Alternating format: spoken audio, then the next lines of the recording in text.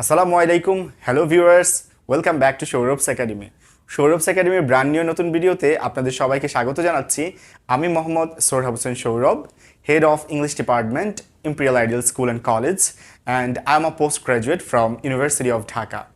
সুপ্রিয় ভিউয়ার্স, আজকের এই ভিডিওতে আমরা মাহে রমজানের 5টি গুরুত্বপূর্ণ ফিচার বা বৈশিষ্ট্য নিয়ে আলোচনা করব ইংরেজিতে। চলুন আমরা মাহে রমজানের 5টি গুরুত্বপূর্ণ ফিচারগুলো জেনে নিই। Let's go to the video.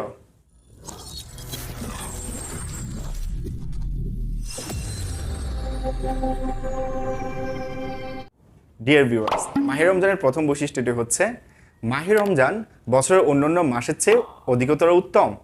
এর ইংরেজি কী হবে? এক্ষেত্রে আমরা বেটার দেন অপশনটি ব্যবহার করে আমরা এই সেন্টেন্সটি গঠন করতে পারি। Ramadan is better than any other month of the year.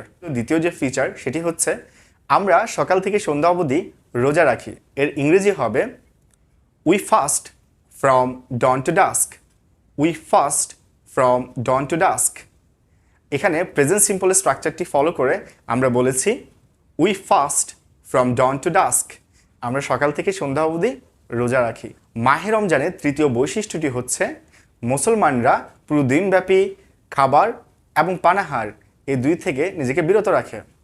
এর ইংরেজি হবে Muslims do not it or drink through out the day. Muslims do not it or drink through out the day. মাহে রমজানের চতুর্থ বৈশিষ্ট্যটা হচ্ছে সেহরি এবং ইফতার মুসলমানদের জন্য দুটি special gift. Sehri and iftar are two special gifts for a Muslim. মাহে রমজানের আরেকটি বৈশিষ্ট্য হচ্ছে এই মাস শেষে মুসলমানরা ঈদ উদযাপন করে। এর ইংরেজি হবে at the end of this month Muslims celebrate the Eid ul Fitr. At the end of this month, Muslims celebrate the Eid ul-Fitr.